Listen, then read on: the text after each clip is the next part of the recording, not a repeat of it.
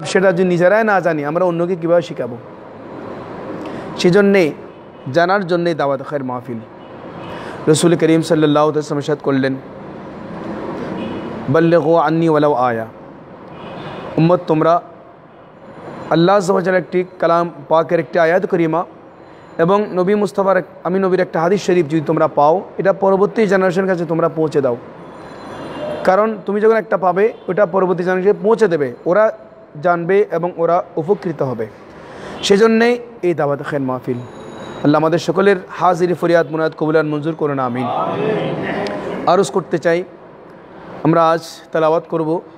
তেলাওয়াত শুধু একবার তেলাওয়াত হবে, এটার তফসির হবে। সূরাতুল কাউসার, কালাম মসজিদের সর্বকনিষ্ঠ সূরা সূরাতুল কাউসার। আমরা ধারাবাহিকভাবে আমরা আলোচনা করছিলাম। তো আজ আমরা সূরাতুল কাউসার তেলাওয়াত করব, একটু সবাই একসাথে তেলাওয়াত করব, তারপর এটা আমরা সূরার তরজমা তফসিরে যাব ইনশাআল্লাহ। আসলে আমরা তেলাওয়াত করি। আউযু বিল্লাহি মিনাশ শাইতানির রাজীম। বিসমিল্লাহির রহমানির রহিম।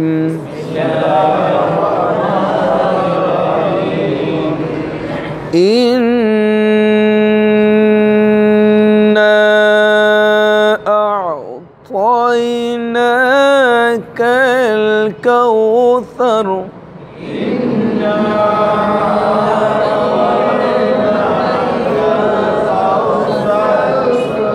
فصل لربك وانحر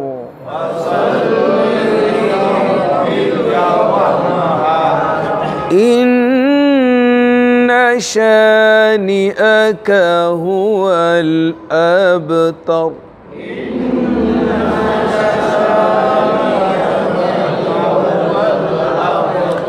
صدق الله العظيم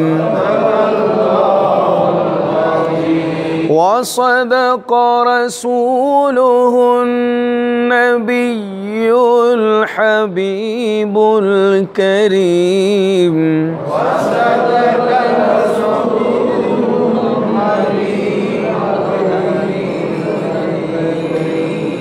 মাশাআল্লাহ। আপনারা চমৎকার তেলাওয়াত করেছেন।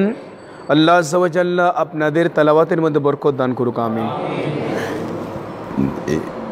এবার আসুন আমরা তরজমাটা একটু দেখি। বিসমিল্লাহির রহমানির রহিম। আল্লাহর নামে আরম্ভ, যিনি পরম দয়ালু করুণাময়ী।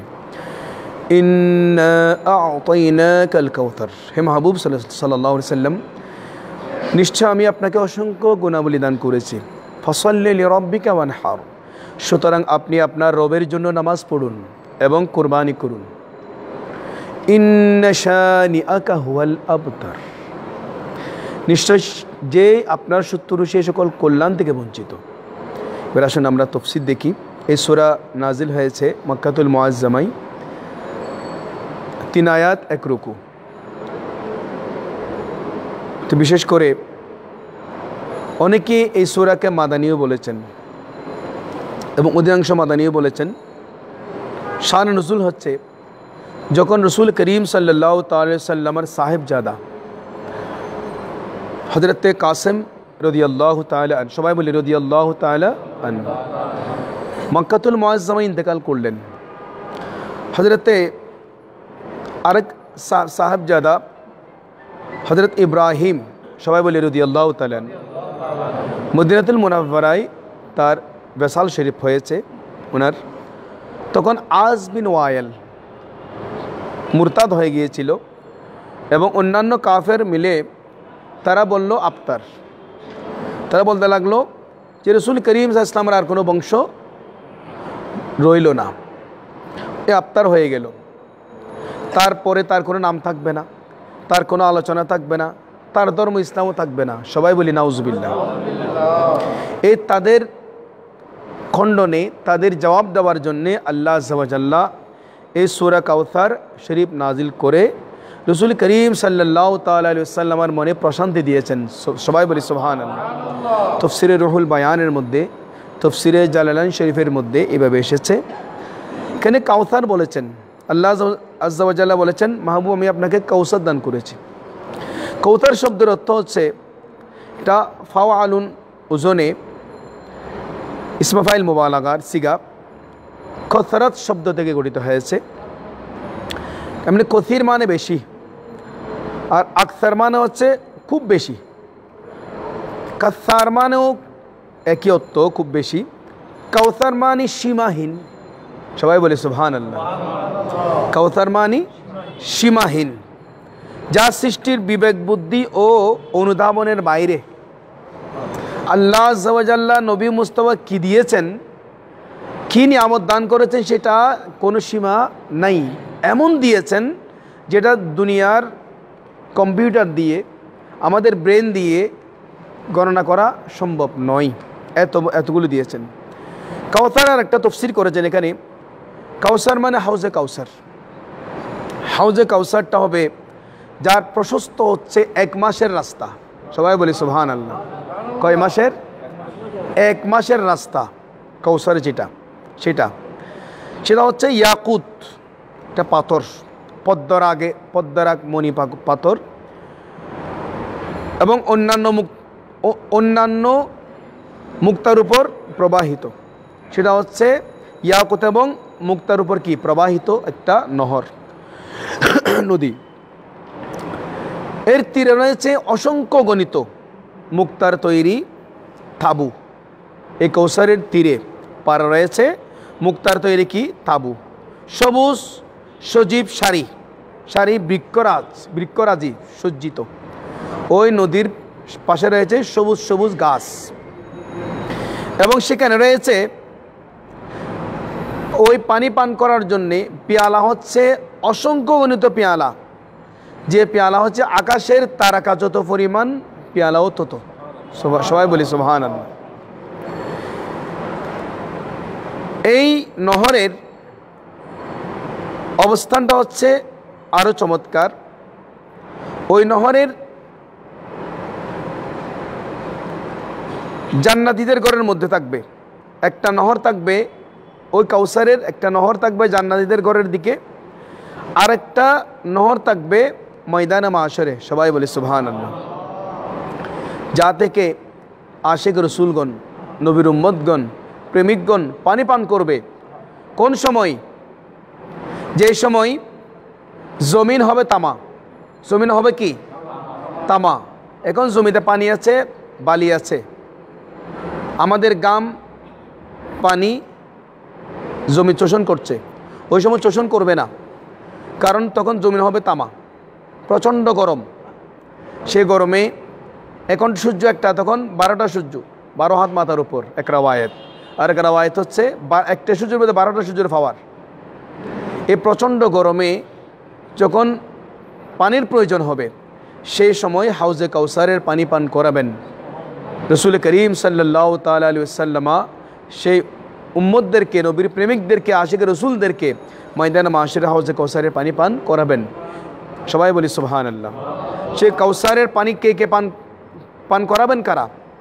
সিদ্দিক আকবর, উমর ফারুক আজম, উসমান গনি যুন্নুরাইন, মৌলা আলী শের খুদা, হাসনাইন করিমাইন, আহলে বাইত রসুল, মযহাবের ইমামগণ, শরীয়তের ইমামগণ, তরিকতের ইমামগণ, ওনারা পানি পান করাবেন। সুবহানাল্লাহ। এখন ওনাদের সাথে যাদের সম্পর্ক তারাই পান করবেন, যাদের সম্পর্ক নাই, যারা ওদেরকে মূল্যায়ন করে না, দুনিয়াতে বৃদ্ধাঙ্গুলি দেখিয়েছে, ওনারা কি পান করতে পারবে? সে হাউজে কাউসারের পানি ইনশাআল্লাহ সুন্নি মুসলমান পান করবে, সেই আশা, সেই আকিদা, সেই বিশ্বাস আমাদের রয়েছে। এবার আসুন, এটা এক তফসির। আরেকটা তফসির হচ্ছে আল্লাহ আযজা ওয়া জাল্লা রাসূল করিম সাল্লাল্লাহু আলাইহি ওয়াসাল্লামকে অসংখ্য বংশীয় সন্তান দান করেছেন, অগণিত উম্মত দান করেছেন, যারা দুনিয়ার প্রতিটি প্রান্তে ছড়িয়ে থাকবে। হুজুরের উম্মত ময়দানে মাশরে কাতারবন্দি হয়ে দাঁড়াবে 120 কাতার। কয় কাতার? 120 কাতার উম্মত, অসংখ্য নবীর উম্মত। কত নবীর উম্মত সেটা কোনো সীমানা নাই। যদিও বিভিন্ন জনে রাওয়ায়াত করেন যে 3,36,000 নয়, এটা কোনো শেষ সীমা নয়। কত নবী এসেছেন কেউ জানে না, অসংখ্য গণিত নবী। তাহলে সেখানে 120 কাতার যেখানে মানুষ দাঁড়াবে, উম্মত দাঁড়াবে, সেখান থেকে 80 খাতার হচ্ছে উম্মতে মুহাম্মদী সাল্লাল্লাহু আলাইহি ওয়াসাল্লাম, সবাই বলি সুবহানাল্লাহ।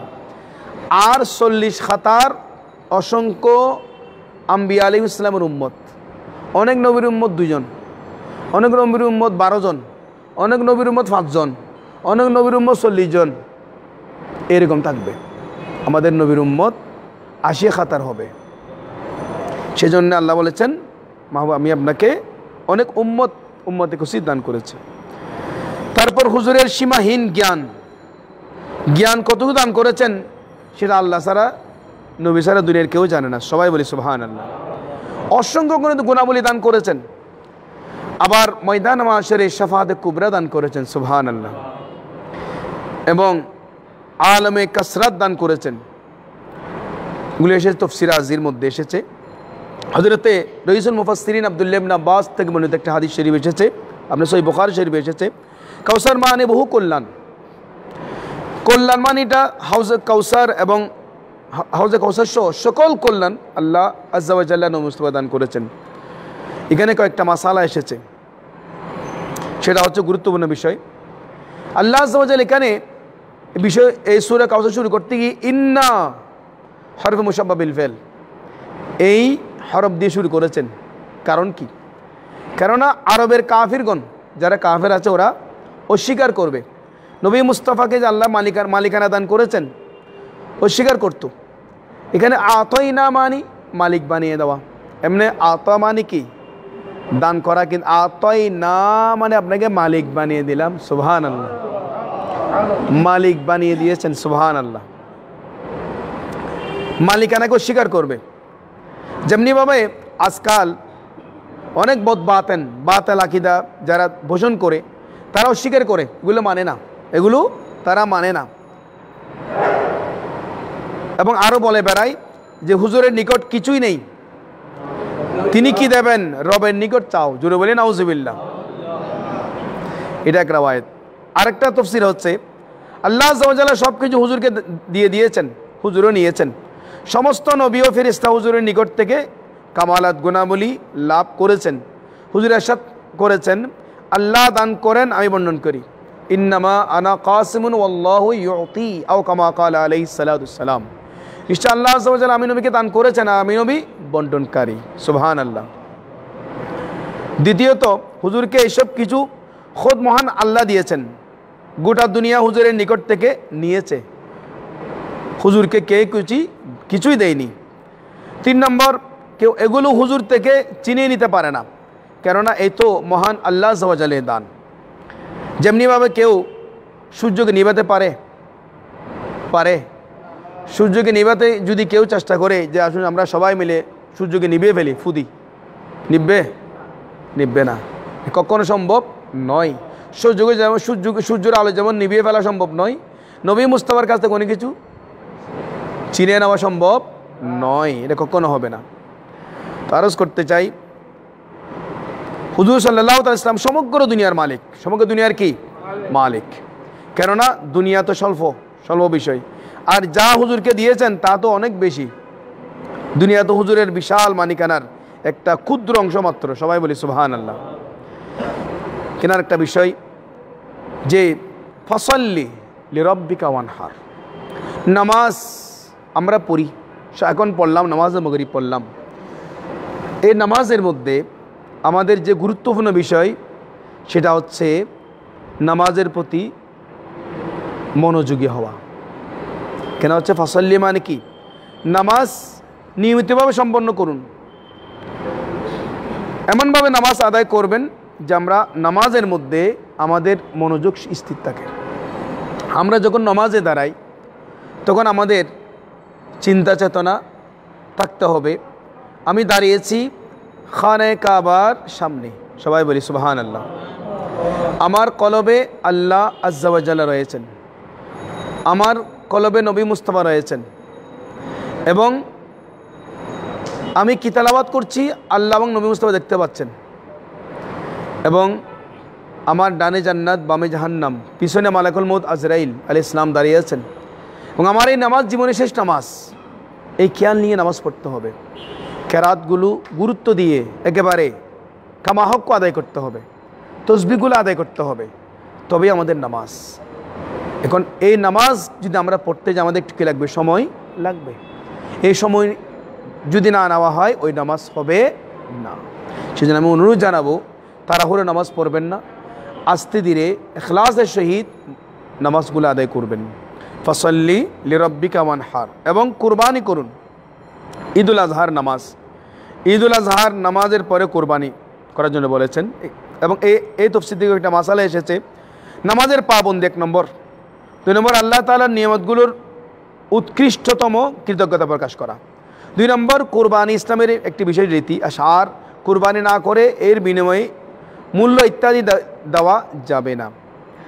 3 নম্বর কোরবানি শুধু মক্কা মুআজ্জামার অধিবাসী ও হাজিদের জন্য খাস নয়, যেমন কোনো নির্বোধ লোক বুঝে বসেছে কেননা মদিনা পাকে সরকারে মদিনা সাল্লাল্লাহু তাআলা আলাইহি ওয়াসাল্লামকে কোরবানি দেওয়ার নির্দেশ দেওয়া হচ্ছে। 4 এই সূরা মাদানী, কেননা কোরবানি হিজরতের পরে ওয়াজিব হয়েছে। যেসব লোক এই সূরাকে মক্কি বলে থাকেন তাদের ধারণা হচ্ছে নাহার মানে যে কোনো প্রকার জবে, কেননা কাফিরগণ তো বোধগুলোর নামে, মূর্তিগুলোর নামে তারা পশু জবে করত।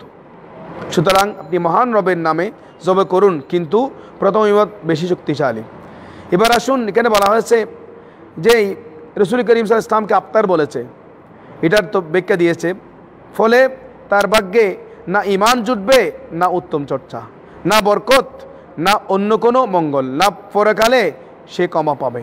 যে এগুলো বলে বেড়াচ্ছে, আফতার বলে বেড়াচ্ছে, তার কোনো শান্তি হবে না, সে পরকালেও অশান্তি পাবে। সুতরাং আজ বিন ওয়াইলের যদিও সন্তান সন্ততি ছিল, কিন্তু মহান রব তার সন্তানদেরকে ঈমানের ক্ষমতা দান করে প্রকারান্তরে তাকে নিঃসন্তান করে দিয়েছেন। এখনো পরিলক্ষিত হয় যে যেসব লোক হুজুরের প্রতি অবমাননাকর মন্তব্য করাকে নিজের স্বভাব করে দিয়েছে, তারা বেশিরভাগ নিঃসন্তান অবস্থায় মৃত্যুমুখে পতিত হয়েছে। তো আরজ করতে চাই, রাসূল করিম সাল্লাল্লাহু আলাইহি ওয়াসাল্লামের শান আল্লাহ আযজা ওয়া জাল্লা বুলন্দ করেছেন, এই সূরার মাধ্যমে নবী মুস্তাফার অন্তরে প্রশান্তি দিয়েছেন এবং শান মুস্তাফা আল্লাহ বুলন্দ করেছেন। আমরা একটা জিনিস জানতে পারলাম যে রাসূল করিম সাল্লাল্লাহু তাআলা আলাইহি ওয়াসাল্লামের অসংখ্য উম্মত এবং আল্লাহ আযজা ওয়া জাল্লা যে নবী মুস্তাফাকে অসংখ্য নিয়ামত দান করেছেন, সেই নিয়ামতের বয়ান সূরার মধ্যে দান দিয়েছেন। নবী মুস্তাফাকে সমগ্র কুল কায়নাতের আল্লাহ হচ্ছেন খালিক, এবং সেই খালেকের, সেই মখলুকের মালিক হচ্ছেন নবী মুস্তাফা সাল্লাল্লাহু আলাইহি ওয়াসাল্লাম। আমাদের মানতে হবে, ঈমান আগে থেকে মজবুত রাখতে হবে। আল্লাহ আযজা ওয়া জাল্লা আমাদের সকলকে এই সূরা কাউসারের তফসির বুঝে ঈমান আকীদাকে মজবুত করার তৌফিক দান করুক, আমিন। এবার আসুন আপনাদের সামনে একটা হাদিস শরীফ পেশ করছি কিতাবুল ঈমানের। এটা হচ্ছে বাবু আযাবিল কবর, কবর আযাবের সর্বশেষ হাদিস। ভালো করে খেয়াল করুন, এই যে কবর আযাবের সর্বশেষ একটা হাদিস শরীফ, বাবু আযাবিল কবরের।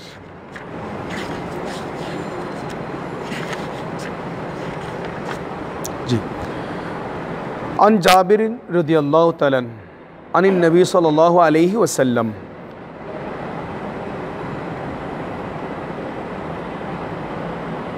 না, যে আমার এটা হয়েছে, এটা হবে যে আন আবি হুরায়রা রাদিয়াল্লাহু তাআলা, হযরতে আবু হুরায়রা রাদিয়াল্লাহু তাআলা আনহু থেকে বর্ণিত হাদিস। আনিন নবী সাল্লাল্লাহু আলাইহি ওয়াসাল্লাম, হযরতে আবু হুরায়রা রাদিয়াল্লাহু তাআলা উনি দয়াল নবী থেকে বর্ণনা দিয়েছেন। ক্বালাত, তিনি বলেন, ইন্নাল মাইয়াতা, যে নিশ্চয় মইয়ত, ইয়াসিরু ইলাল কবর, যখন মইয়তকে কবরে পৌঁছানো হয়, একজন মইয়তকে যখন কবরে পৌঁছানো হয়, ইলাল কবর ফায়াজলিসুর রুজুলু ফি কবরিহি, তখন ওই মইয়তকে কবরে তুলে বসানো হয়, বসাই, গায়রা ফাজঈন ওয়ালা মশগুবিন, ওই সময় মৃত ব্যক্তি সে ভীত হয় না, তার মধ্যে কোনো পেরেশান থাকে না। যিনি কবরে থাকেন ওনার কোনো অন্তরে কোনো ভয় থাকে না, কোনো পেরেশানিও থাকে না। সুম্মা ইউকাল, তাকে প্রশ্ন করা হয়, ফিমা কুনতা, তার মানে দুনিয়ার বিষয়ে তাকে প্রশ্ন করা হয়। ফায়াকুল কুনতু ফিল ইসলাম, তাকে বলা হয় তুমি কোন ধর্মের মধ্যে ছিলা, তোমার ধর্ম কি ছিল? সে বলে কুনতু ফিল ইসলাম, আমি ইসলামের মধ্যে ছিলাম। ফায়াকালু মা হাদার রজুল, তখন নবী মুস্তাফাকে ইশারা করে বলে, এই ব্যক্তি সম্পর্কে তোমার ঈমান আকীদা কি ছিল, তোমার বিশ্বাস কি ছিল? ফায়াকুল, সে বলে, মুহাম্মদ রাসূলুল্লাহ সাল্লাল্লাহু আলাইহি সাল্লাম, তিনি হচ্ছেন আল্লাহর রসুল, যার নাম হচ্ছে মুহাম্মদ রাসূলুল্লাহ সাল্লাল্লাহু আলাইহি সাল্লাম। জাআনা বিল বাইয়িনাত মিন ইনদিল্লাহ, তিনি আমাদের নিকট এসেছেন মহান রবের পক্ষ থেকে সুস্পষ্ট নিদর্শনাদি নিয়ে এসেছেন, এবং ফাসাদ্দাকনাহু, আমরা তাকে সত্য বলে বিশ্বাস করেছি। সবাই বলে সুবহানাল্লাহ। ফায়াকুলু লাহু, তখন তাকে বলা হয়, হাল রাআইতাল্লাহ, তুমি কি আল্লাহকে দেখেছো? ওই মুহিতকে বলা হয়, তুমি কি আল্লাহকে দেখেছো? ফায়াকুল, সে বলে, মা ইয়ামবাগি লিআহাদিন আন ইয়ারাল্লাহ, কারো পক্ষে সম্ভব নয় আল্লাহকে দেখার। সুবহানাল্লাহ। ফায়ুফাররিজু লাহু ফুরজাতান কিবালিন নার, তখন তার জন্য তার কবরের পাশে জাহান্নামের জানালা খুলে দেওয়া হয়। সবাই বলি নাউজুবিল্লাহ। কি খুলে দেওয়া হয়? দুজকের জানালা। কিসের? দুই জানালা খুলে দেওয়া হয়। ফায়ানজুরু ইলাই, তখন সে সেদিকে দেখতে থাকে। ইয়াতিমু বাদুহা বাদান, সে দেখতে থাকে যে একে অপরকে পদদলিত করছে জাহান্নামের মধ্যে, একে অপরজনকে পদদলিত করছে। ফায়ুকালু লাহু, তখন তাকে বলা হয়, উনজুর ইলা মা ওয়াকাকাল্লাহ, তুমি এদিকে দেখো যে আল্লাহ আযজা ওয়া জাল্লা তোমাকে এখান থেকে রক্ষা করেছেন। সবাই বলি সুবহানাল্লাহ। তার মানে তুমি এদিকে ছিলে, তুমি এই জাহান্নামের মধ্যে থাকতে, আল্লাহ আযজা ওয়া জাল্লা তোমাকে সেখান থেকে রক্ষা করেছেন, বাঁচিয়ে ফেলেছেন। সুম্মা ইউফাররাজু লাহু ফুরজাতান কিবলাল জান্নাহ, তারপর বেহেশতের দিকে তার জানালা খুলে দেওয়া হয়। সবাই বলি সুবহানাল্লাহ। ফায়ানজুরু ইলা জাহারাতিহা ওয়া মা ফিহা, তখন সে সেখানে জান্নাতের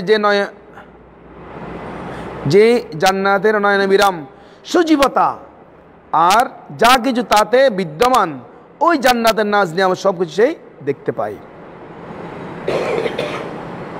ফায়ুকালু লাহু, তাকে বলা হয়, হাদা মাকআদুকা আলাল ইয়াকিন, এটা তোমার ঠিকানা, এটা তোমার ঠিকানা, তুমি ঈমানের উপর প্রতিষ্ঠিত ছিলে। সুবহানাল্লাহ। ওয়া আলাইহি মুত্তা আলাল ইয়াকিন কুনতা, তুমি ঈমানের উপর প্রতিষ্ঠিত ছিলে। ওয়া আলাইহি মুত্তা, এবং তুমি সেটার উপর তোমার মৃত্যু হয়েছে। সুবহানাল্লাহ। ওয়া আলাইহি তুবআসু ইনশাআল্লাহ তাআলা, এবং তোমাকে এটার উপর সেখান থেকে আবার পুনরায় উত্থিত করা হবে।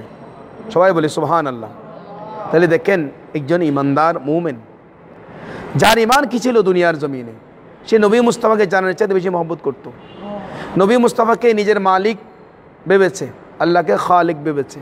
নবী মুস্তাফার জন্য নিজের জান মাল সব কিছু কুরবান দিয়েছেন। তার ঈমান যেরকম ছিল, ঈমান যেরকম মজবুত ছিল, সেই কবরের মধ্যে সেটা প্রমাণ হয়ে যাবে। সুবহানাল্লাহ। এখানে মুখের কোনো কাজ নয়, মুখের কোনো কাজ নয়। সেই দুনিয়ার মধ্যে তার ঈমান আকীদা কেমন ছিল, ঈমান আকীদা যদি নবী মুস্তাফার প্রতি পরিপূর্ণ ছিল, তাহলে সেখানে এটা প্রমাণ হয়ে যাবে। এখানে যদি আউলিয়া কামিলিনদের প্রতি যেরকম মহব্বত ছিল এবং মাশায়েখ হযরতের প্রতি যেরকম মহব্বত ছিল, সেখানে সেটা প্রমাণিত হয়ে যাবে। সুবহানাল্লাহ। এখানে যদিও আমরা বলি লোক দেখানো, এগুলি কিছুই না। প্রকৃতপক্ষে সেই ফানাফির শেখ ছিল কিনা, সে ফানাফির রসুল ছিল কিনা, সে ফানাফিল্লাহ ছিল কিনা, সে মানুষের প্রতি আন্তরিক ছিল কিনা, সেখানে প্রমাণিত হয়ে যাবে। সুবহানাল্লাহ। তখন সেই ওখানে জান্নাতের মধ্যে তার কবরকে জান্নাতের সাথে সম্পৃক্ত করে দেওয়া হবে, জান্নাতে নাজ নেওয়া সে সেখান থেকে বুক করবে। সবাই বলি সুবহানাল্লাহ। ওয়ায়াজলিসুর রুজুল সুউ ফি কবরিহি, আর মন্দ ব্যক্তি যে, তাকে তুলে বসানো হবে। ফাজিআন মাশগুবান, যে হতবুদ্ধি সম্পন্ন হবে, ফেরেশান অবস্থায় থাকবে। ফায়াকালু, তাকে প্রশ্ন করা হবে, লাহু ফিমা কুনতা, তুমি কোন ধর্মে ছিলা? ফায়াকুল লা আদরি, সে বলে আমি জানি না, আমি জানি না। ফায়াকালু লাহু মা হাদার রজুল, থেকে প্রশ্ন করা হবে এই নবী সম্পর্কে তোমার আকীদা কী ছিল, তোমার ঈমান কী ছিল, তোমার বিশ্বাস কী ছিল। ফায়াকুল, সে বলবে সামিউতুন নাস, আমি মানুষদের থেকে শুনতাম, ইয়াকুলুন কাওলান ফাকুলতুহু, মানুষ যেরকম বলতো আমি সেরকম বলতাম, উনি কী ছিল আমি জানি না। সবাই বলি নাউজুবিল্লাহ, সবাই বলি নাউজুবিল্লাহ। আজকের বাতিলরা যে নবী মুস্তাফার শানে নিজেকে, নবী মুস্তাফার শানে যেই গুস্তাখি করেছে, বড় ভাই বানিয়েছে, এলাকার চৌধুরী বানিয়েছে, বড় ভাইয়ের সমতুল্য বানিয়েছে, তাদের অবস্থা কি হবে? তারা সেখানে বলবে এরকম। তারস করতে চাই, দুনিয়াতে আমরা যা কিছু করি না কেন, ময়দানে মাস কবরের মধ্যে তো আমরা সেই ইমানের প্রশ্নের মধ্যে সবাই বেঁচে যাবে। সেজন্য ওদের কি করণ হবে, কি হাসর হবে, সেটাই আমাদের শিক্ষণীয় বিষয়। সেজন্যে সময় থাকতে তওবা করুন, সময় থাকতে তওবা করুন, তওবা করে ইমানকে পরিশুদ্ধ করুন। এবং ওই সময় ফায়ুফাররিজু লাহু ফুরজাতান কিবলাল জান্নাহ, তখন তার কবরের সাথে জান্নাতের জানালা খুলে দেওয়া হবে, ওই জাহান্নামের কবরের সাথে।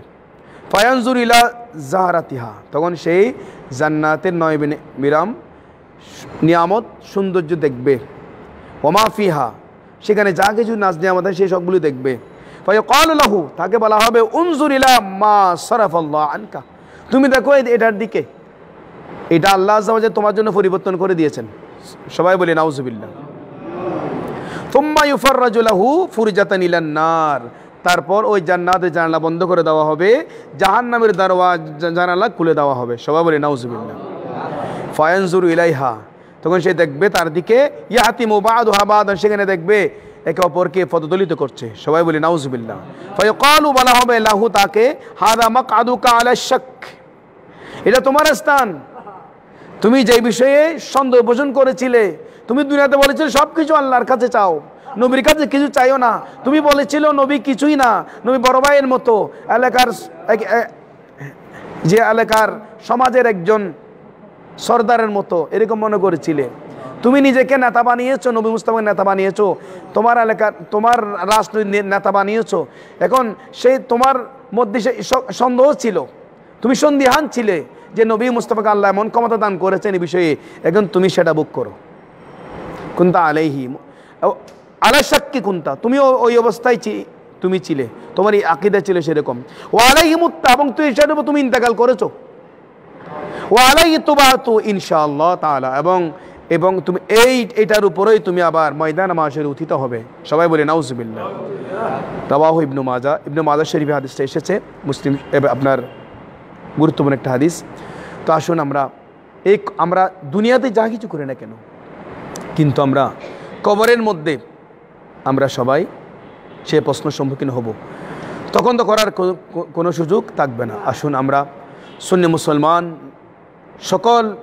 সকল মুসলিম ভাইদের প্রতি আমাদের দাওয়াত খায়ের মাহফিলের মাধ্যমে ইমানি দাওয়াত রইল, সময় থাকতে তওবা করুন, ইমান আকীদাকে পরিশুদ্ধ করুন, নিজের আমলকে বরবাদ করবেন না, পরিশুদ্ধ করুন, আল্লাহর মর্যাদা আল্লাহকে দিন, নবী মুস্তাফার মর্যাদা নবী মুস্তাফাকে দিন, এবং শানে ইলাহি, শানে রেসালত, শানে ভেলায়েত যথাযথভাবে আদায় করে আল্লাহ আমাদের সকলের ইমান আকীদা আমলকে মজবুত করার তৌফিক দান করুক, আমিন।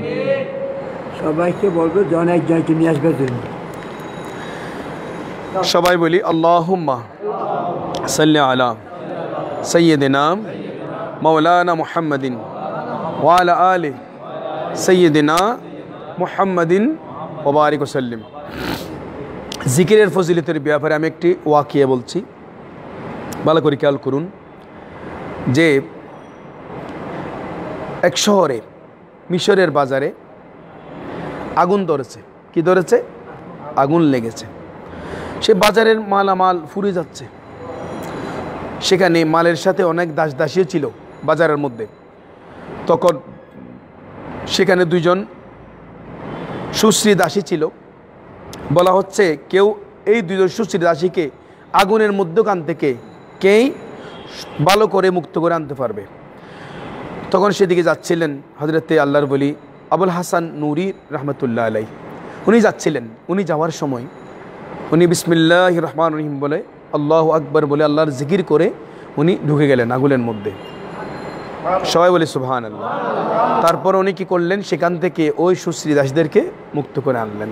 জিজ্ঞেস করা হলো যে আপনার গায়ে কোনো আগুন লাগে নাই, আগুনের মধ্যে আপনি কীভাবে আসলেন? মানে আমি জিকির করেছি আল্লাহর। সবাই বলি সুবহানাল্লাহ। আল্লাহর জিকির উনি জাকিরুল্লাহ হয়েছেন, উনি আল্লাহর জিকির করেছেন। আল্লাহর জিকির করেছেন, ওনার জবানটা কেমন ছিল? জিকির তো আমরা করি। এখন আপনি বলতে পারেন হুজুর আমি আপনার কথা শুনে আগুন লেগেছে, আমি এখানে জাপ দেবো না। আপনাকে সেই জবানটা আগে হাসিল করতে হবে, সেই জবানটা আগে হাসিল করতে হবে। তা আপনি যদি এভাবে জিকির করেন ইখলাসের সহিত, দেখবেন আপনার জবানটা হয়ে যাবে। আপনি যা করবেন ইখলাসের সহিত করবেন, যা করবেন মহব্বতের সহিত করবেন, যা করবেন আমানতদারের সহিত করবেন, অবশ্যই আপনি নিয়ামত পাবেন। আল্লাহ আমাদের সকলকে, আমাদের মাশায়েখ হযরত যে জিকির দিয়েছেন, জিকিরগুলি যে আমরা গুরুত্ব দিই। অনেক ভাইয়েরা উরুস্তুর করে তাড়াহুড়ো করে করে জিকিরগুলো আমরা করি। করতে গিয়ে হুজুর কাবলা বলেছেন 20-25 বার হলে লা ইলাহা ইল্লাল্লাহ মুহাম্মাদুর রাসূলুল্লাহ বলে বিদ্যাকে চোখে লাগাতে বলেছেন। আমরা করি না।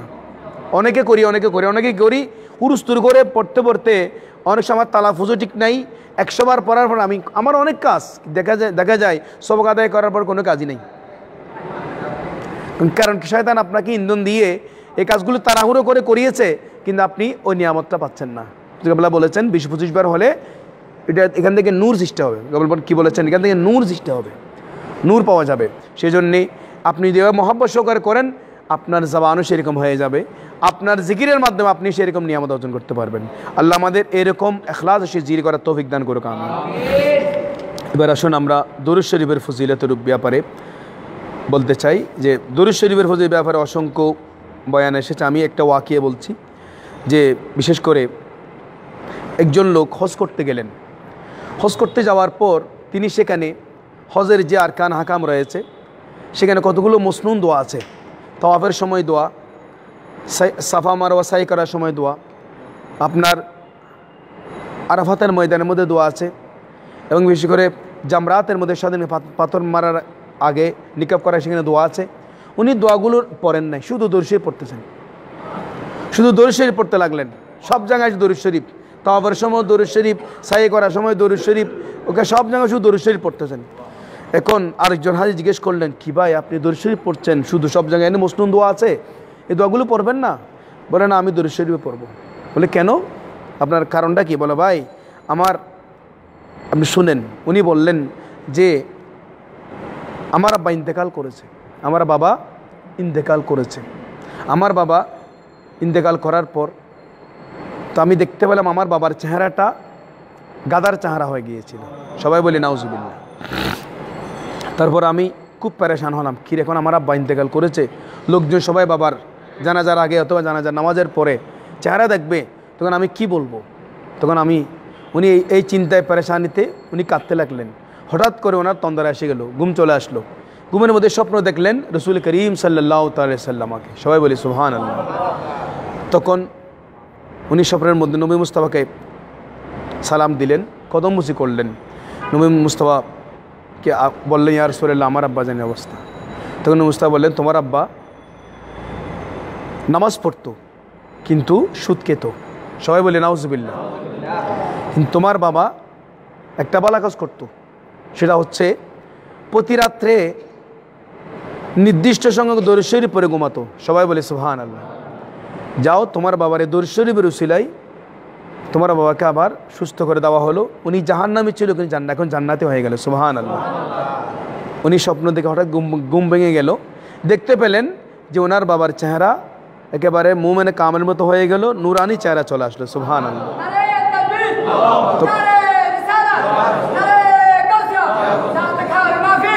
তো আরজ করতে চাই, এই যে উনি বললেন যেখানে দরুদ শরীফের উসিলা আমার বাবা একজন জাহান্নামী ছিল, উনি জান্নাতি হয়ে গেলেন, তো আমি এই হজের সময় দরুদ শরীফ পড়বো না আর কি পড়বো? সেজন্য আমি দরুদ শরীফ পড়তে লাগলাম। সবাই বলি সুবহানাল্লাহ। এই দরুদ শরীফ আমাদের বিশাল হুজুর কাবলা দিয়েছেন। ফজর নামাজের পর 100 বার দরুদ শরীফ, মাগরিবের পর 100 বার দরুদ শরীফ। এগুলো পড়তে গেলে অনেক ভাইরা খুব তাড়াহুড়ো করে উরুস্তুর করে উল্টাপাল্লা করে পড়ে ফেলি আমরা। কেন?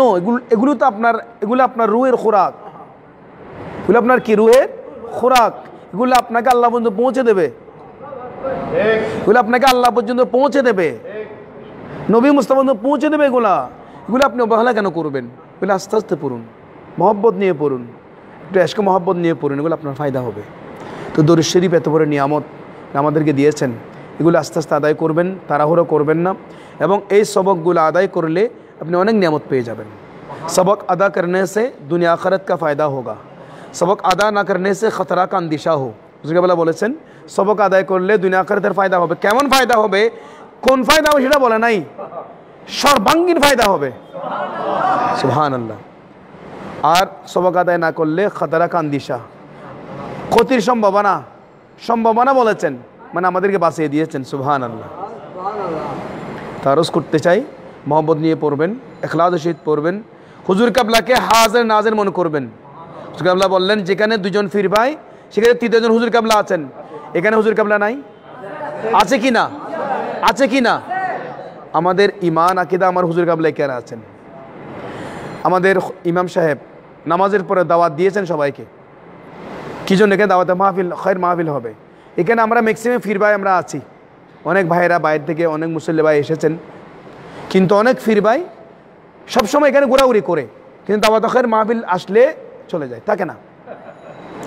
কিন্তু এখানে যে হুজুর কাবলা আছে, তার মানে কি বুঝলাম? ওনাদের আকীদা হচ্ছে হুজুর কাবলা নাই, আমাদের আকীদা হুজুর কাবলা হাজির রয়েছেন। আল্লাহ আমাদের বোঝার তৌফিক দান করুক, আমিন। এবার আসুন, আমি আপনাদের সম্মুখে গুরুত্বপূর্ণ একটা বিষয় নিয়ে আজকে আমরা আলোচনা করব, সেটা হচ্ছে আজানের বিষয়। আজানের মাসআলা মাসাইল গুরুত্বপূর্ণ বিষয়, সেটা আমরা অনেকে গুরুত্ব দিই না। আমরা গত সপ্তাহে বলেছিলাম আজানের পূর্বে দরুদ সালামের বিষয় নিয়ে আমরা আলোচনা করছিলাম। আজকে আমরা আলোচনা করব আজানের বিষয় নিয়ে। আজানের কতগুলো গুরুত্বপূর্ণ মাসালা আছে, ভালো করে খেয়াল করুন। এগুলো মাসালার পর আমরা জবাবে আসবো। মাসালা হচ্ছে ফজরের আজান। ফজরের আজানে হাইয়াল আল ফালাহ বলার পর দুইবার আসসালাতু খায়রুম মিনান নাওম বলতে হয়। তো আমরা জবাব দিই না, আজানের জবাব দিই কিনা? তো জবাব দেওয়ার সময় আমরা ওই আজানের জবাব আমরা সবাই জানি। যখন আজান দেওয়া হয় আল্লাহু আকবার, আমরা কি বলবো? আল্লাহু আকবার। যখন বলা হবে আশহাদু আল্লা ইলাহা ইল্লাল্লাহ, কি বলবো? আশহাদু আল্লা ইলাহা ইল্লাল্লাহ। যখন বলা হবে আশহাদু আন্না মুহাম্মাদ রাসূলুল্লাহ সাল্লাল্লাহু, তখন কি বলবো? কুররাতু আইনি বিকা রাসূলুল্লাহ সাল্লাল্লাহু আলাইহি সাল্লাম আল্লাহুম্মা মাত্তি'নি বিস-সাম'i ওয়াল বাসার। এই দোয়াটা পড়বো আমরা। তারপর হাইয়া আলাস সালাহ, কি বলবো? লা হাওলা ওয়ালা কুওয়াতা ইল্লা বিল্লাহ। হাইয়া আলাল ফালাহ, লা হাওলা ওয়ালা কুওয়াতা ইল্লা বিল্লাহ। যখন বলা হবে আসসালাতু খায়রুম মিনান নাওম ফজরের সময়, তখন সাদাক্তা ওয়া বারারতা ওয়া বিল হাক্কি নাতাক্তা, সাদাক্তা ওয়া বারারতা ওয়া বিল হাক্কি নাতাক্তা। এই দোয়াটা আমরা একবার বলবো এবং এটা বলতে হবে। আরেকটা মাসালা, তারপর আল্লাহু আকবার, আল্লাহু আকবার, লা ইলাহা ইল্লাল্লাহ, লা ইলাহা ইল্লাল্লাহ। তারপর দরুদ শরীফ 3 বার পরে ওই মুনাজাতটা করবেন। এটা আমরা সবাই জানি। আল্লাহুম্মা রাব্বা হাযিহিদ দাওয়াতিত তাম্মাহ ওয়াস সালাতিল কায়িমা আতি সাইয়্যিদিনা মুহাম্মাদানিল ওয়াসিলাতা ওয়াল ফাদিলা ওয়াদ দারাজাতার রাফিআ ওয়াবআথহু মাকামান মাহমুদান আল্লাযী ওয়া'আদতাহু ওয়ারযুকনা শাফাআতাহু ইয়াওমাল কিয়ামা ইন্নাকা লা তুখলিফুল মিআদ। এই হচ্ছে মুনাজাত। এবার আসুন, জুমার 5 ওয়াক্ত ফরজ নামাজের জন্য আজান হচ্ছে সুন্নতে মুআক্কাদা, ওয়াজিবের মতো। যদি আজান না দেই তাহলে ওখানকার সমস্ত লোক গুনাহগার হবে। এটা হচ্ছে ফতোয়া খানিয়া হিন্দিয়া এবং দুরুল মুখতার ও রদ্দুল মুখতার এসেছে। আরেকটা মাসালা, যদি কেউ ঘরে নামাজ পড়ে, নামাজ আজান না দেয় তাহলে মাকরুহ নয়, কারণ তার জন্য মহল্লার মসজিদের আজানই যথেষ্ট। আরেকটা মাসালা, আজানের ওয়াক্ত ওটাই যা নামাজের ওয়াক্ত। আজানের কিন্তু ওয়াক্ত না হলে, আজান দিয়ে ফেললে ওয়াক্ত হলে আবার আজান দিতে হবে। ওয়াক্ত নিয়ে ওয়াক্ত মোতাবেক আজান দেওয়া ফরজ। আবার দেখেন, ওয়াক্ত হওয়ার পর যেন আজান দেওয়া হয়। যদি ওয়াক্ত হওয়ার আগে আজান দেওয়া হয় তাহলে ওয়াক্ত হওয়ার পর পুনরায় আজান দিতে হবে। তো আরেকটা মাসালা, আজানের মুস্তাহাব ওয়াক্ত ওটাই যা নামাজের মুস্তাহাব ওয়াক্ত। যদি প্রথম ওয়াক্তে আজান হয় এবং শেষ ওয়াক্তে নামাজ হয় তখন আজানের সুন্নত আদায় হবে। আরেকটা মাসালা, ফরজ নামাজ সমূহ ব্যতীত অন্য কোনো নামাজের জন্য আজান নেই। বিতির, জানাজা, দুই ঈদের নামাজ, ঈদুল আজহা, ঈদুল ফিতর, সুন্নত, তারাবি, ইস্তিসকা, চাশত এবং চন্দ্রগ্রহণ ও সূর্যগ্রহণ যে নামাজগুলো আছে নফল নামাজ, এগুলির জন্য আজান নেই। আর একটা মাসালা, মহিলাদের জন্য উচ্চস্বরে আজান ইকামত বলা মাকরুহ তাহরিমি।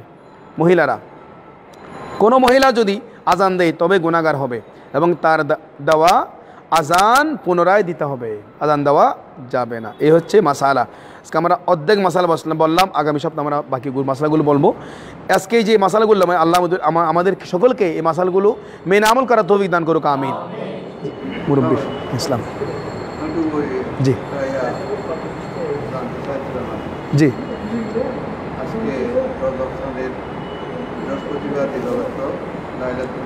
রাগায়েব, সুন্দর প্রশ্ন করেছেন আমার মুরব্বি একটা। জি জি, আজকে কি আমল করা যায়? জি, সুন্দর প্রশ্ন করে। আমি এই বিষয়ে আমার মুরব্বির এই বিষয়ে এই প্রশ্নটার জবাব আমরা বয়ান গত সপ্তাহে দিয়ে ফেলেছিলাম। তো সেই জন্য আপনি যখন মনে করে দিয়েছেন, আপনার যে বলেছেন আপনাকে যে যে আমরা যে নাল শুকরিয়া আদায় করছি। তাহলে শুনুন, আজকে রাতটা হচ্ছে লাইলাতুর রাগায়েব, গুরুত্বপূর্ণ একটা রাত। আজকে রাত, এই রাত্রে 12 রাকাত নামাজ রয়েছে। কয় রাকাত? 12 রাকাত নামাজ রয়েছে আজকে রাত্রে। সেটা হচ্ছে 2 রাকাতের নিয়ত করে, নিয়ত হবে নওয়াইতু আন উসল্লি লিল্লাহি তাআলা রাকাতাই সালাতিল লাইলাতুর রাগায়েব মুতাওয়াজ্জিহান ইলা জিহাতিল কাবাতিশ শরীফাত আল্লাহু আকবার। নিয়ত করে প্রথম রাকাতে একবার আলহামদু শরীফের সাথে 3 বার সূরা কদর, সূরা কদর, ইন্নাল জান্নাহ, সূরা কদর। দ্বিতীয় রাকাতে সূরা ইখলাস শরীফ 12 বার, কুল আল্লাহ শরীফ 12 বার। জি, দ্বিতীয় রাকাতে। প্রথম রাকাতে 3 বার সূরা কদর, দ্বিতীয় রাকাতে 12 বার সূরা ইখলাস দিয়ে 12 রাকাত নামাজ পড়বেন। কয় রাকাত? 12 রাকাত নামাজ পড়বেন 2 রাকাতে নিয়ত করে, সনিয়ত 12 রাকাত। নামাজ শেষ করে সালাম ফিরিয়ে দরুদ শরীফ পড়বেন 100 বার, আল্লাহুম্মা সাল্লি আলা সাইয়্যিদিনা মুহাম্মাদিন। জি, নামাজ শেষ করে 12 রাকাত সব শেষ করে আল্লাহুম্মা সাল্লি আলা সাইয়্যিদিনা মুহাম্মাদিন নবিল উম্মি ওয়া আলা আলিহি ওয়া আসহাবিহি ওয়া বারিক ওয়া সাল্লিম। এই দরুদ শরীফ 100 বার পড়বেন। তারপর সিজদায় যাবেন, দরুদ শরীফ পরে সিজদা দেবেন একটা। সিজদার মধ্যে পড়বেন সুবহুন কুদ্দুসুন রব্বুনা ওয়া রব্বুল মালাইকাতি ওয়ার রূহ। সুবহুন কুদ্দুসুন রব্বুনা ওয়া রব্বুল মালাইকাতি ওয়ার রূহ 70 বার পড়বেন। এবার সিজদা থেকে উঠবেন, উঠে বসে আবার 70 বার পড়বেন সুবহুন কুদ্দুসুন রব্বুনা ওয়া রব্বুল মালাইকাতি ওয়ার রূহ। তারপর জিকির করবেন, জিকির করে এবার দোয়া করবেন, আল্লাহ আপনার ফরিয়াদ কবুল করবেন। আজকে রাতের ফজিলত, সেটা হচ্ছে লাইলাতুর রাগায়েব, এই রাতের ফজিলত। আরেকটা রাত আছে 15 তারিখ রাত এই মাসের, এটা আমরা লাইলাতুল ইস্তিফতাহ, এটা হচ্ছে লাইলাতুল মেরাজ, সেটা আমরা সকলেই জানি। সেটা ধারাবাহিক আসবে। এই রাতের আমলগুলো আমরা গত সপ্তাহে বলেছিলাম, সেটা আজকে তারপরও যে প্রশ্ন যখন সেটা আমরা বললাম। ইনশাআল্লাহ অবশ্যই আজকে রাত্রে গুরুত্বপূর্ণ একটি রাত, লাইলাতুর রাগায়েব, আপনারা সকলে আমল করবেন। জি, আজকে এই বিষয়ের উপর যদি আর কোনো প্রশ্ন থাকে আপনাদের করতে পারেন ইনশাআল্লাহ। কোনো প্রশ্ন আছে কিনা আপনাদের? না দিলে কোনো অসুবিধা নেই, না দিলে কোনো অসুবিধা নেই। যার কোনো প্রশ্ন আছে কিনা আপনাদের? জামার মুরব্বী ইসলাম।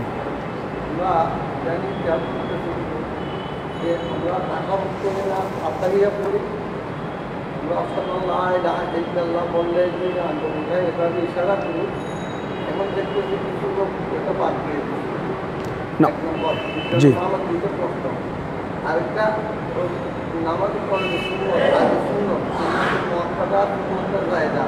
পড়ে না, শুধু নামাজটা খরচটা পর্যন্ত করতে এটা মশলাটা। সুন্দর প্রশ্ন করেছেন। প্রথমটা হচ্ছে আমরা যে আশহাদু আল্লাহ ইল্লাল্লাহ বলে আঙ্গুল তুলি, এটা হচ্ছে মুস্তাহাব, এটা হচ্ছে মুস্তাহাব। এটা আঙ্গুলটা তুললে সওয়াব পাবে, না তুললে কোনো গুনাহ নাই। কিন্তু এখন গুনাহ নাই বলে আমি তুলবো না কেন? আমাদের সওয়াব প্রয়োজন আছে। এখন উনি যে সওয়াব আগে ইবাদত কবুল হয়েছেন, কোনো মেসেজ পেয়েছেন? পান নাই। তাহলে উনি এটা কি করেছেন? এটা অবজ্ঞা করেছেন। অবজ্ঞা যখন করবে তাহলে ওনার জন্য আল্লাহর পক্ষ থেকে লানত চলে আসবে। এবং আরেকটা বিষয়, ফরজ নামাজ তো আমাদের উপর ফরজ, অবশ্যই পড়তে হবে। সুন্নত যেগুলো আছে, সুন্নতে জায়েদা পড়তে হবে। সময় না থাকলে এটা অন্য কথা, সময় আছে আমি পড়ব। আর সুন্নতে মুআক্কাদা তো অবশ্যই পড়তে হবে। আর সুন্নত মুআক্কাদা না পড়লে উনি কবিরা গুনাহগার হবে, বড় ধরনের গুনাহগার হবে। আর কেউ যদি ইচ্ছা করে না পড়ে এগুলো নামাজগুলো বাদ দেয়, তাহলে তার নামাজ অন্য কোনো নামাজও কবুল হবে না, তার ইমানও থাকবে না। শরীয়তের একটা বিষয় হচ্ছে কেউ যদি কোনো বিষয়ে আমল না করলে অসুবিধা নেই, কিন্তু যখন ইনকার করবে তখন তার ইমানের খতরা আছে, করতে হবে না, তাহলে ইমান শেষ। না ওগুলো পড়ার জরুরত না। জরুরত নাই বললে উনি যখন নাই বল না এটা উনি যে পড়বে না সেটা উনি যদি মুখ দিয়ে জাহির করে তাহলে আমার ইমানের খতরা আছে। আমি জিজ্ঞাসা করছি আপনার ওরা হচ্ছে লা মাযহাবি সালাফি, তো ওদের তো নামাজ পড়া না পড়া কোনো প্রয়োজন নাই। সালাফিদের লা মাযহাবিদের নামাজ পড়া না পড়া সমান, ওরা পড়লেও যে না পড়লেও সেজন্যে ওদের বিষয়ে কোনো কি নাই, ওরা মানুষদের ধোঁকা দিচ্ছে। তা আপনারা চিহ্নিত করবেন, ওনার থেকে বেঁচে থাকবেন। যে আমার শয়তান ওরা, ওদেরকে মসজিদে দেখলে যেখানে দেখবেন মসজিদ দেখবেন সালাফি লা মাযহাবিদেরকে কিছু করবেন না, কান ধরে সোজা মসজিদে বের করে দেবেন। ঢাকা মসজিদে নামাজ পড়তে গেছি, সামনে কাতারে কতগুলো মুরব্বী বসে, আমি আমার মতো আমি এইগুলো পড়া লাগে না, তো আমি মানে এমন রাগ হয়েছি, আর ভাই মসজিদ মসজিদ মসজিদ মসজিদ তো বেটা আর আমার সাথে খুব ইউজ এগুলো পৌঁছায় যায়, এগুলো পড়া লাগে কি না তোর মোল্লারে ঠিক। আমি খুবই মানে ওদের সাথে নাকি কোনো সমস্যা না, আপনার ইমান মজবুত হবে। কারণ বাতিলদের সাথে আপনি যে প্রশ্ন করেছেন, আপনি যে শান মুস্তাফাকে, শান রিসালাতকে আপনি বুলন্দ করার চেষ্টা করেছেন, সেজন্য আপনি একজন মুজাহিদ হয়েছেন, জিহাদের সওয়াব পেয়ে যাবেন। কারণ তাদের সাথে যদি জিহাদ না করে আপনি যদি নমনীয় হয়ে চলে আসেন তাহলে আপনার ইমানের খতরা আছে। সেজন্য আমরা বাঁচবো ইমান নিয়ে, আমরা একেবারে ওই জাহেলের মতো একেবারে যে ওনাদের সাথে তাল মিলিয়ে আমরা চলবো না, এটা কখনো চলতে পারবো না, পারিও না, এবং এটা ইমানের খতরা আছে। ইমানের প্রশ্ন এটা। ওরা উচ্চশিক্ষিত না, ওরা হচ্ছে জ্ঞান পাপী, ওদের উচ্চশিক্ষিত বলা যাবে না, জ্ঞান পাপী বলা যাবে, জ্ঞান পাপী। জি, ওনারা জ্ঞানী নন, ওনারা জ্ঞান পাপী। কারণ আরবের মধ্যে সর্বশ্রেষ্ঠ জ্ঞানী ছিল কে? আবু জেহেল, যার নাম ছিল আমর বিন হিসাম, যার উপাধি হচ্ছে আবুল হাকম, জ্ঞানীদের বাপ, বিজ্ঞানীদের বাপ, পণ্ডিত ছিল, কিন্তু তার জ্ঞান দিয়ে নবী মুস্তাফাকে চিনতে পারে নাই, আল্লাহকে চিনতে পারে নাই, তার জ্ঞানের কোনো দাম নাই। তার পরিচয় হলো আবু জেহেল, অজ্ঞদের বাপ। সেজন্যে এই জ্ঞান দিয়ে, ডক্টর দিয়ে, ফক্টর দিয়ে কোনো প্রয়োজন নাই। আল্লাহ আমাদের বোঝার তৌফিক দান করলাম। জি, আবার প্রশ্ন।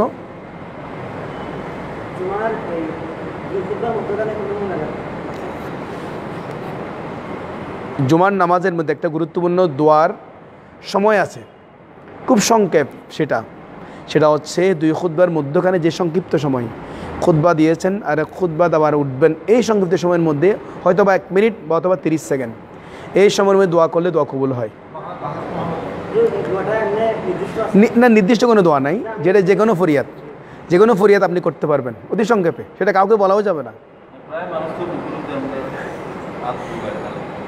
না, অসুবিধা নেই, করা যাবে। যার কোনো বিষয় আছে কিনা আপনাদের প্রতি অনুরোধ জানাবো। জি, বাতিলের লোকে নামাজে বসছি, তখন আকামাতে আল্লাহু আকবার আল্লাহ বলে বাতিলে দাঁড়াইছে, আমারে টানে দাঁড়াইছে, তুমি দাঁড়াও, আমি নবীর গুরু হইয়া আমি দাঁড়াও। চমৎকার প্রশ্ন করেছেন। আমার মুরব্বীর কথা হচ্ছে অনেক মসজিদে, এখানে না, আন্দুরিকিল্লা শাহী যা মসজিদ আমি নিজে দেখেছি। আমি একদিন জোহরের নামাজ পড়লাম, বিভিন্ন কারণে পড়তে হয়েছে, আবার ওই নামাজটা আবার পড়ে দিয়েছি আমি। ওখানে দেখলাম আমরা দুজন আলেম ছিল, আমরা দুজন দাঁড়ায় নাই, সবাই দাঁড়িয়ে গেছে, ইমাম সাহেব সহ সবাই। আমরা প্রথম কাতারে দাঁড়ালাম, একেবারে ইমাম সাহেবের পিছনে সবাই দাঁড়িয়ে গেল। এই আপনার মসজিদের মধ্যে লাগলো, সবাই কাতার বন্ধু হয়ে কাতার সোজা করুন, সবাই দাঁড়িয়ে গেল। তারপরে কেমন শুরু করতেছে, আমরা কেউ দাঁড়াই নাই, আমরা দুজন দাঁড়াই নাই। ওরা মনে করতেছে আমাদেরকে এখন মেরে ফেলবে, থাকাচ্ছে আমাদের দিকে। আমরা দাঁড়াই নাই, যখন হাইয়ালাল ফালা শেষ করছে তখন আমরা দাঁড়াইছি।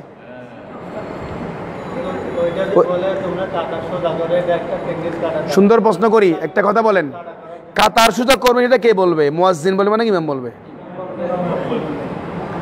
কাতার সোজা করুন সেটা বলেছেন কে? নবী মুস্তাফা। নবী মুস্তাফা বলেছেন সাহাবায়ে কেরামদেরকে যে তোমরা কাতার সোজা করুন। ইস্তাউ সুফুফাকুম, ইস্তাউ সুফুফাকুম ওয়াসাদ্দুল খালাল। নবী মুস্তাফা বলেছেন যে তোমরা কাতার সোজা করো এবং তোমাদের খালি জায়গা পূরণ করো। এটা ইমামের হক, ইমাম সাহেব বলবেন। এটা মুয়াজ্জিন বলার কোনো অধিকার নাই, এটা সুন্নতের সম্পূর্ণ খেলাফ।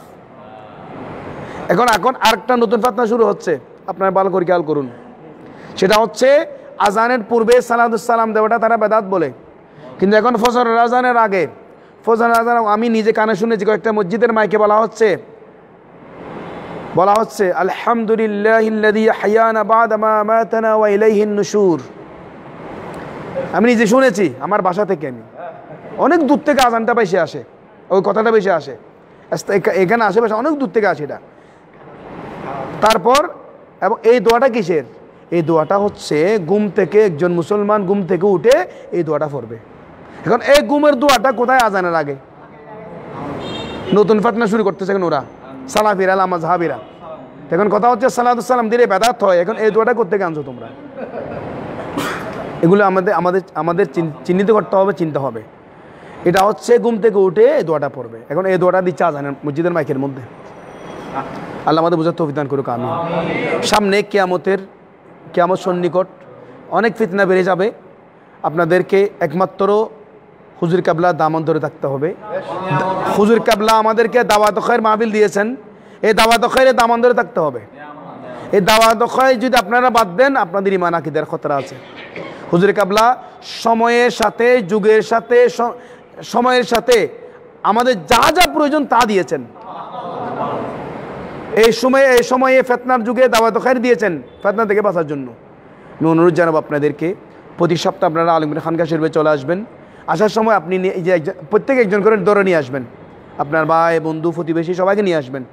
একজন নিয়ে আসলে আপনার অনেক হয়ে যাবে। আমরা আগামীতে এমন প্রোগ্রাম করব যেন আমাদের চট্টগ্রাম মহানগরীতে যে যতগুলো ওয়ার্ড আছে, প্রত্যেক ওয়ার্ড থেকে একটা ইউনিটকে আমরা প্রতি সপ্তাহে আমরা এখানে নিয়ে আসবো। দাওয়াত খায়ের আমরা এখানে করাবো, ওনাদের দিয়ে করাবো। পুরা খানকার মধ্যে আর কোনো জায়গা হবে না। সেটা আমরা সেই উদ্যোগটা আমরা নিচ্ছি। এবং যারা আপনারা আমাদের ফেসবুকের মধ্যে লাইভে আছেন, যে আমাদের দাওয়াত খায়ের স্যান্ডেল পেয়েছে, দয়া করে আপনারা দাওয়াত খায়ের মাহফিল লাইক করবেন, শেয়ার করবেন এবং কমেন্টস করবেন। এবং বিশেষ করে আপনাদের সকলের ঈমান আকীদাকে মজবুত করার জন্য আমাদের এই প্রচেষ্টা, প্রচারণা, এই উদ্যোগ আল্লাহ আমাদের সকলের হাজিরি উপস্থিত কবুল আর মঞ্জুর করুন, আমিন। আল্লাহুম্মা আমিন। আলহামদুলিল্লাহ রাব্বিল আলামিন ওয়া আকিবাতুল মুত্তাকিন ওয়াসসালাতু ওয়াসসালামু আলান নবিয়্যিল আমিন ওয়া আলা আলিহি ওয়া সাহবিহি আজমাইন। ইয়া আল্লাহ, আজকে আমরা যা আলোচনা করলাম আমল করার তৌফিক দান করুন। আমাদের প্রত্যেক জীবনের সমস্ত গুনাহ মাফ করে দিন। আমাদের উস্তাদদের গুনাহ মাফ করে দিন। ইয়া আল্লাহ, আমাদের ফারাউদ্দিনের গুনাহ মাফ করে দিন। ইয়া আল্লাহ, আমাদের উপর খাস রহমত নাজিল করুন। ইয়া আল্লাহ, লাইলাতুর রাগায়েব শরীফ, এই লাইলাতুল রাগায়েব শরীফ আমাদের হাজত পূর্ণ করে দিন। আমাদের উপর খাস রহমত নাজিল করুন। আমাদের প্রাণপ্রিয় মুর্শিদ কেবলার হায়াত খিজরি দান করুন। আমাদের প্রত্যেককে হুজুর কেবলার নকশবন্দি নম্বরে চলার তৌফিক দান করুন। আমাদের প্রত্যেকের জীবনের সমস্ত গুনাহ মাফ করে দিন। আমাদের সকলকে করোনা ভাইরাস থেকে মাহফুজ রাখুন। হঠাৎ মৃত্যুতে, অ্যাক্সিডেন্টের মৃত্যুতে, করোনা ভাইরাস মৃত্যুতে সকলকে মাহফুজ রাখুন। হজ্জ বাইতুল জিয়ারত মুস্তাফা নসিব করুন। আল্লাহুম্মা সাহ্হিল ইয়া ইলাহি আলাইনা কুল্লা সাবিন মুহাম্মাদিস সাইয়্যিদিল আবরার ওয়া রাহমনা বিহাক্কি লা